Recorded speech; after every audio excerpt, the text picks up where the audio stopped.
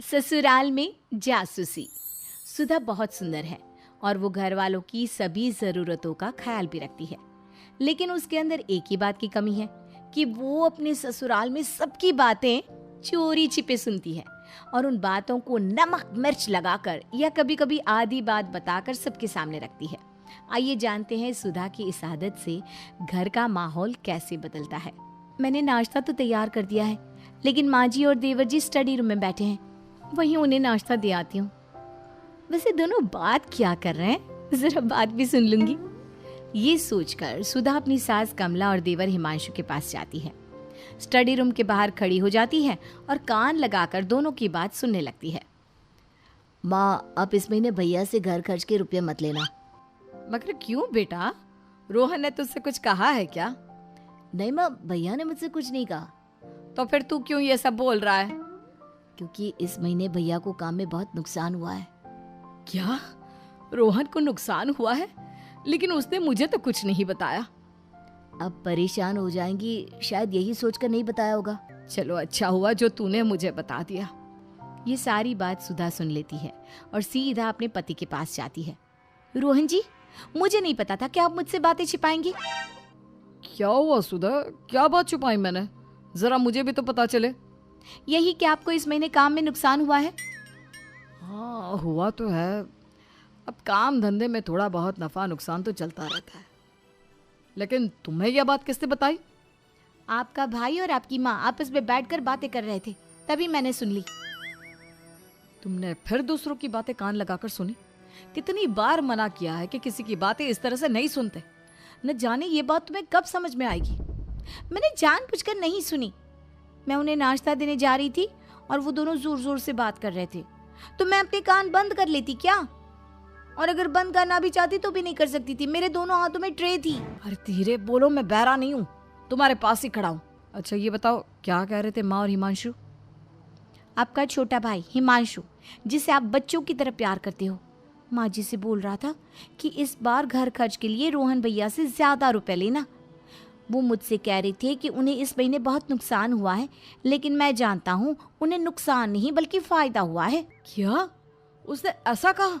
अभी उसकी खबर लेता हूँ। रोहन गुस्से में हिमांशु को पुकारता है। हिमांशु, हिमांशु!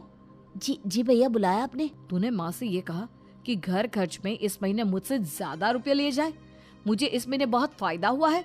नहीं तो भैया, मैंने तो ऐसा कुछ नहीं कहा। आप चाहे तो माँ से पूछ लो। जिससे पूछना था मैंने पूछ लिया।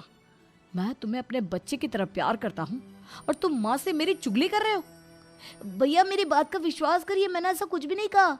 हिमांशु अपनी बात की सफाई देता रहा, लेकिन रोहन गुस्से में वहां से चला गया।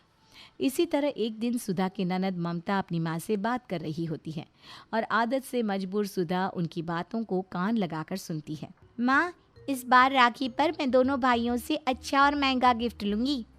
क्या गिफ्ट लेगी, मुझे भी बता। मैं रोहन भैया से स्कूटी और हिमांशु भैया से एक सोने की चेन लूंगी। चलो, रोहन तो तुम्हें स्कूटी दे देगा, लेकिन हिमांशु सोने की चेन कभी नहीं देगा। माँ, मैं उनसे सोने की चेन लेकर रहूंगी, अब उनकी कंजूसी बिल्कुल नहीं चलेगी। सुधा ये बात सुन लेती है और जैसे ही हिमांशु घर आता है वैसे ही उससे कहती है, देवर जी, अब तो कंजूसी छोड़ दीजिए, अब आप बड़े हो गए हैं, कमाने लगे हैं। आपको ऐसा क्यों लगता है कि मैं कंजूस हूँ? अरे भाई, मुझे ऐसा क्यों लगेगा? आपकी प्यारी बहन ही बोल रही थी। क्या ममता ने कहा ये? हाँ, ममता ने कहा। और सिर्फ कंजूस कहती तो बात और थी, न जाने क्या क्या कह रही थी। तौबा तौबा तौबा। वैसे किसी बहन को ना अपने भाई के बारे में इस तरह से बात नहीं करनी चाहिए। बस सुधा की बात सुनते ही हिमांशु का पारा हाई हो गया और वो गुस्से से ममता को आवाज देने लगा। ममता, ममता जल्दी आओ। हिमांशु की आवाज सुनकर ममता और कमला बाहर आती हैं। हाँ भैया, आपने बुलाया?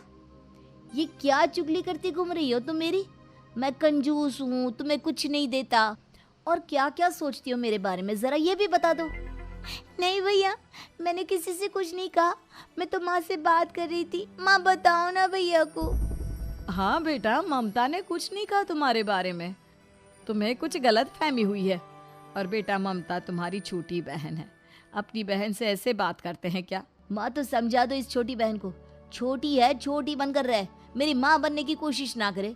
ये बोलकर हिमांशु वहां से चला गया। बेचारी ममता वहां खड़ी खड़ी रोती रही। एक दिन ममता छत पर अपनी किसी सहेली से बात कर रही थी। मैं तुमसे कल मिलने आऊंगी कॉलेज के पास वाले गार्डन में, अपना ध्यान रखना। अच्छा, तो ये यहाँ आराम से फोन पर बात कर रही हैं। अभी इस महारानी को सबक सिखाती हूँ। सुधा नीचे गई और सबसे कहने लगी, सब लोग खाना खाने आ गए, सुधा ही नहीं आई। मैं तो बुलाने गई थी उसे, लेकिन वो महारानी इतनी रात को छत पर किसी से फोन पर बात कर रही है। किससे बात कर रही है? मुझे क्या पता, लेकिन बातों से तो लग रहा था कि कोई लड़का है। उससे गार्डन में मिलने का वादा भी कर लिया है मोहतरमा ने। वैसे आप सब ने ना बहुत बिगाड़ कर रखा है अपनी बहन को। सुधा की बात सुनकर दोनों भाई ममता के पास जाते हैं। ममता, किससे बात कर रही हो तुम? भैया मैं अपनी सहेली आशा से बात कर रही हूँ। लाओ हमारी भी बात कराओ। हिमांशु और रोहन ममता का फोन चेक करते हैं तो वो सच में अपनी सहेली आशा से ही बात कर रही थी। सच्चाई जाने के बाद दोनों भाई अपनी बहन के सामने बहुत शर्मिंदा होते हैं। ममता फोन काट कर अपने भाइयों से कहती है, आप दोनों को शर्म नहीं आ रही मुझ पर शक करते हुए? आज से आप दोनों मुझसे कभी बात मत करना। ममता गुस्से में वहां से चली जाती है। इसी तरह से सभी घरवाले सुधा की वजह से आपस में बोलना बंद कर देते हैं। इस बात से कमला को बहुत दुख होता है और वो अपने तीनों बच्चों को बुलाकर कहती है, इतनी शांति तो इस घर में पहले कभी नहीं थी जितनी अब है। तुम तीनों पहले की तरह क्यों नहीं रहते? तुम आपस में बात नहीं कर रहे, इस बात से मुझे बहुत दुख हो रहा है। तो माँ अपने बच्चों को समझाओ ना कि इस तरह चुगली करना छोड़ दे। माँ आप अपने दोनों बेटों को समझाओ ना कि अपनी बहन पर बेवजह शक करना छोड़ दे। माँ आप अपने बच्चों को समझाइए। बस बस बस, मैं समझ गई कि क्या कहना चाहता है। देखो, तुम तीनों में से कोई किसी की चुगली नहीं कर रहा। जो कुछ कर रही है सुधा कर रही है। अब जैसा मैं कहती हूँ वैसा तुम करो। अब कमला, रोहन, हिमांशु और ममता चारों मिलकर सुधा को सबक सिखाने में लग गए। पहले सुधा कमला के कमरे की तरफ गई। वहाँ ममता और कमला बात कर रही थी। माँ आप हिमांशु भैया की शादी कब करेंगी? कर दूंगी, मगर ये बता तू इतना क्यों पूछ रही है? माँ वो है ना आपकी बहू सुधा, उसके जैसी बहू तो बिल्कुल मत लाना। वो सबकी बातें सुनती है और चुगली करके सबकी लड़ाई लड़वाती है। ममता की बच्ची मेरी बुराई कर रही है, इसे अभी मसा चखाती हूँ। सुधा अपने पति को ये बात बताने जाती है तो देखती है कि रोहन और हिमांशु आपस में बात कर रहे होते हैं। हिमांशु, तुम नया काम शुरू कर रहे हो, इस बात के बारे में सुधा को मत बताना। फिजूल में यहाँ से वहाँ चुगली करेगी और सबके बीच लड़ाई लड़वाएगी। हाँ भैया, वैसे भी पिछले दिनों घर में कितनी लड़ाई हो चुकी है, वो भी सिर्फ भाभी की वजह से। ये क्या? मैं तो अपने पति से सास और ननद की शिकायत करने आई थी। यहाँ तो मेरा देवर और पति ही मेरे खिलाफ जहर उगल रहा है। कोई बात नहीं, इनको तो मैं बाद में बताऊंगी। अब सुधा के साथ ऐसा ही होने लगा। वो जिसकी भी बात कान लगाकर सुनती या जिसकी भी जासूसी करती, वो सुधा की ही बुराई कर रहा होता। फिर वो अपने पति से शिकायत करने जाती तो उसका पति भी उसी की बुराई करता है। सुधा को समझ में नहीं आ रहा था कि ये बात कहे किससे। मैं क्या करूं? इस घर में तो सब मेरी ही बुराई करते हैं। मैं अपने गुस्से का बम किसके ऊपर गिराऊं? इस घर में तो तोपों के सारे मुंह मेरी ही तरफ है। एक काम करती हूँ, मैं आपसे किसी की जासूसी ही नहीं करूंगी। हाँ, यही ठीक रहेगा। अब सुधा ने ऐसा ही किया।